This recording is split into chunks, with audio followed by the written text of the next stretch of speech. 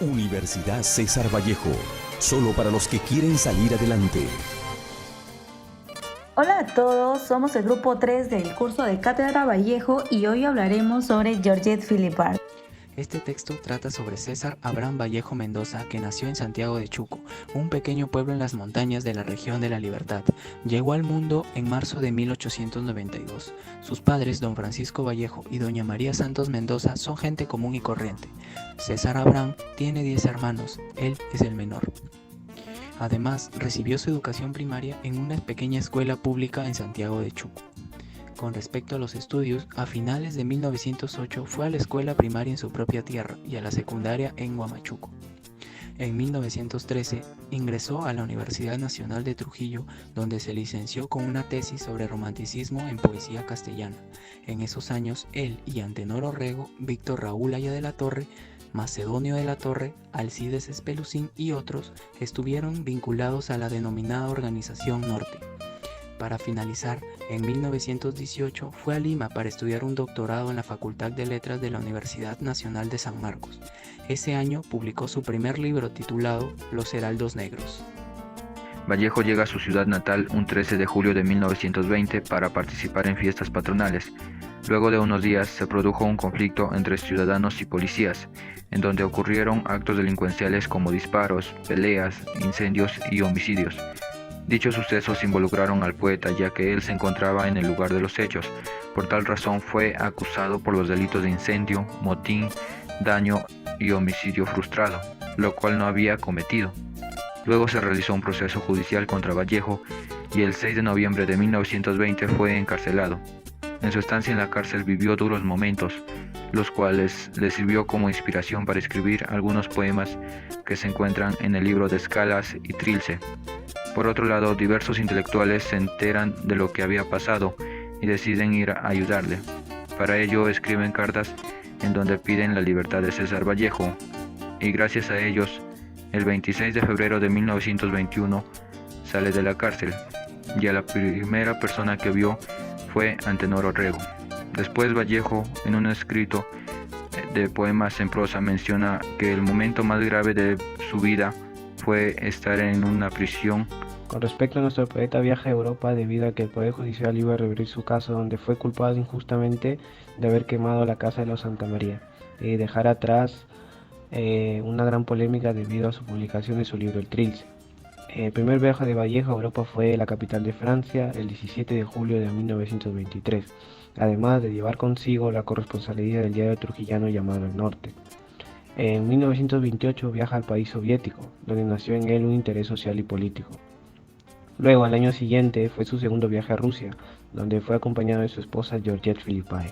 Terminando el año de 1930, se le obliga a abandonar la capital de Francia, como consecuencia de sus actividades políticas. Entonces viaja el poeta a Madrid junto con su esposa, y en el transcurso de ese mismo año escribe Tuxtén y Pacoyunque. Al año siguiente publica en Madrid, Rusia. Al siguiente punto trata sobre el fallecimiento de Vallejo, donde murió el 15 de abril de 1938 en París. Ni los análisis ni el grupo médico encargado del poeta no pudieron encontrar la causa de su enfermedad. El perfil de un emprendedor. Una persona debe cumplir con ciertas características y habilidades para poder emprender, planteándose metas a corto y a largo plazo, y así tener la facultad y capacidad de tomar decisiones. Ser emprendedor es el reto en nuestros días, es asumir con responsabilidad de dirigir nuestros objetivos racionales, afectivos y socioculturales hacia los linderos de nuevos encargos sociales que demanda la cultura. Según Parr y Duarte en el 2015 nos dicen, en ese sentido, un emprendedor se caracteriza por contar con la fuerza de voluntad necesaria para no rendirse ante los problemas que podamos enfrentar. Esas características poseen dimensiones cognitivas, emocionales, comunicativas y contextuales. Del mismo modo, el emprendedor debe también poseer una buena inteligencia emocional para saber actuar en distintas situaciones favorables o desfavorables, y no olvidar que su trabajo demanda de mucho esfuerzo, pero tiene que perder el miedo para lograr el éxito. Por lo tanto, Ser emprendedor significa perder el miedo al fracaso, quitar los temores de nuestra vida y asumir con responsabilidad los senderos de nuestro éxito. Es decir, decidirnos a enrumbar y forjar nuestro destino. En nosotros mismos está la toma de decisión. La vida es una constante lucha entre la decida y la perseverancia. Toda persona puede ser creativa, impetuosa, innovadora, tenaz, pero si dejamos que la indiferencia colme nuestras ganas de superación, entonces nunca seremos capaces de forjar un futuro exitoso para nosotros. Si podemos armonizar nuestras dimensiones cognitivas, afectivas, comunicativas y contextuales, entonces seremos capaces de ser emprendedores, escoger el timón de nuestra vida y ser el capitán de nuestro destino. Tipos de emprendedores. El emprendedor administrativo hace uso de la investigación y del desarrollo para generar nuevas y mejores formas de hacer las cosas. Oportunista. Busca constantemente las oportunidades. Incubador. Crea unidades independientes que al final se convierten en nuevos negocios. Imitador. Genera usos y procesos de innovación a partir de elementos básicos. Visionario.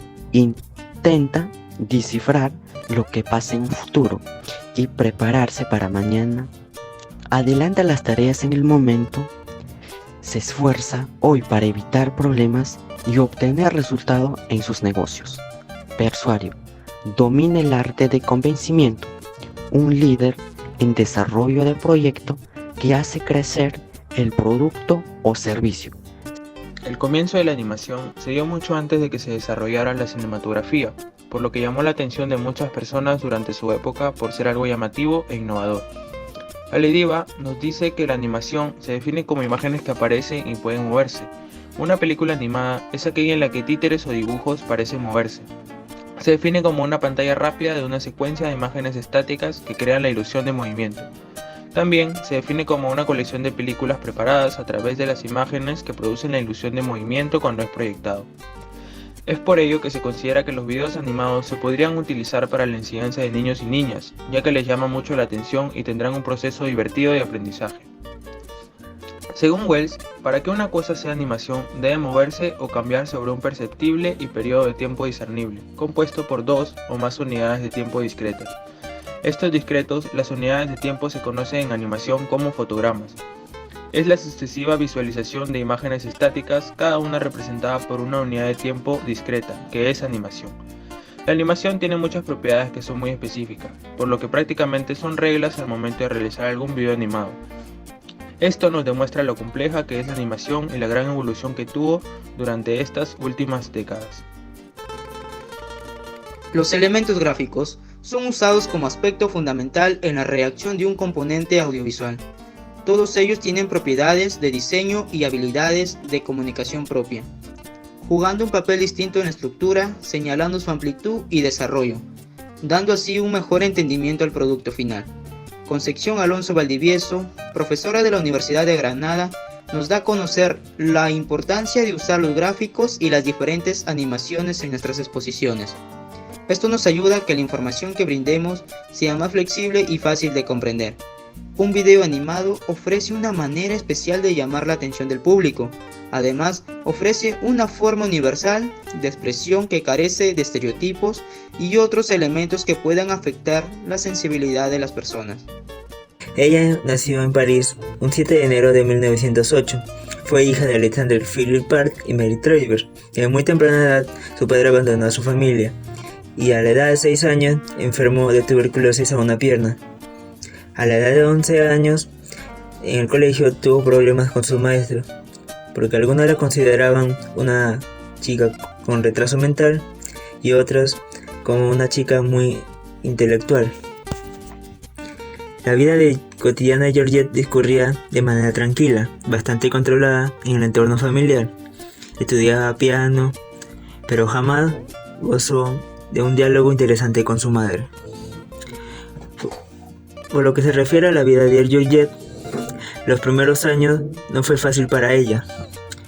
Tuvo que soportar el abandono de su padre, la enfermedad que le atacó a los 6 años, los problemas que tenía en la escuela, pero eso jamás la hizo tropezar. Ella siguió sus sueños. Podemos tomarla como un gran ejemplo, como mujer y como persona que supo salir adelante. En aquel anochecer parisino de 1927 se inicia una historia de amor. Así como Philippa recuerda la ocasión en el Palais Royal, cerca de la casa donde en tiempos de infancia vivía junto con su madre, apreció el poeta saludarle con actitud caballerosa, vióse radiante ante los ojos de ella. Así se da el inicio al nacimiento del matrimonio Vallejo-Philippa. Notablemente, ninguna mujer influyó tanto en la vida del poeta como la escritora. La atracción entre ellos evolucionó notoria y rápidamente. Tal es así que Vallejo, inspirado por la ocasión, escribe el poema Hallazgo de la vida. Lamentablemente, el romance disgusta a la madre de Georgette, que se ve obligada a enviarla a Bretaña. Prontamente, el deceso de su madre les da la libertad de continuar con su inmesurable amor. La historia de amor entre Vallejo y Georgette fue uno de los hechos más relevantes en la vida del poeta y la escritora, puesto que ellos experimentaron lo que es la atracción de una forma no estereotipada, y el destino fue clave para que la unión entre ambos se llegue a dar de la forma más pronta. Abordaremos el origen de cada uno de sus libros y cómo Georgette tiene que ver sobre las ediciones de las obras de su esposo. Viajan a España ella por primera ocasión, relacionadas con la segunda versión de Trilce. Luego, de manera correcta, el último mes del año vuelven a Perú. Todo el año están en Madrid en 2 o 3 hogares, salvo unos días de octubre la situación de Vallejo, que hace un nuevo viaje a Moscú. Jesús Fernández Palacios, página 283.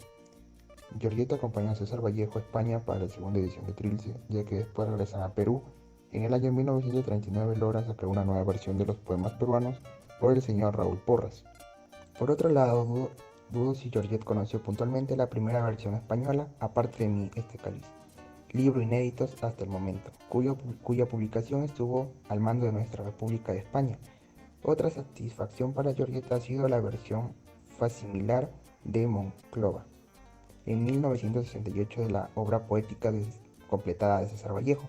Y en esta publicación, que rectifica errores, se integran apuntes suyos sobre poemas humanos y poemas en prosa. Jesús Fernández Palacios, página 285.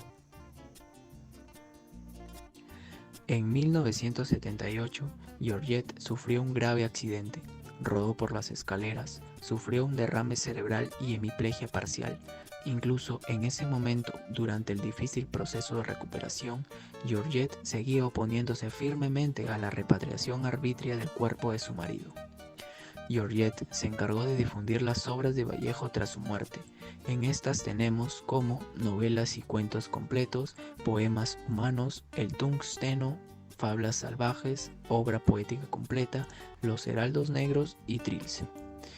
Y como poemas principales tenemos Contra el secreto profesional, El arte y la revolución, Teatro completo. Son las obras que supervisó Georgette. Además del trabajo editorial, también publicó 3 obras tituladas Máscara de cal, Apuntes biográficos sobre poemas en prosa y poemas humanos, y Allá ellos, allá ellos, allá ellos. Muchos de esos versos, 30 en total, fueron dedicados a Vallejo. Ahora hablaré del subtema Georgette en Perú y su fallecimiento. Georgette, luego de vivir en París momentos duros como la muerte de su esposo, la Segunda Guerra Mundial y la invasión de los nazis, decide viajar a Perú y llega el 6 de mayo de 1951 y también pasa por momentos terribles, ya que no estaba en una buena situación económica y además se sentía mal porque difamaban a su esposo. Por otro lado, ella en abril de 1964 publicó un libro de poemas llamado Poemas bien modestos. Asimismo escribió Allá ellos, allá ellos, allá ellos y Máscaras de cal, en donde 33 poemas estaban dedicados a Vallejo y 6 a su madre. Además, es autora de los apuntes bibliográficos de César Vallejo, fechado en febrero de 1973. Por otro lado, ella sufrió una parálisis, lo cual hizo que le llevaran a una clínica, en donde estaría hasta el día de su muerte.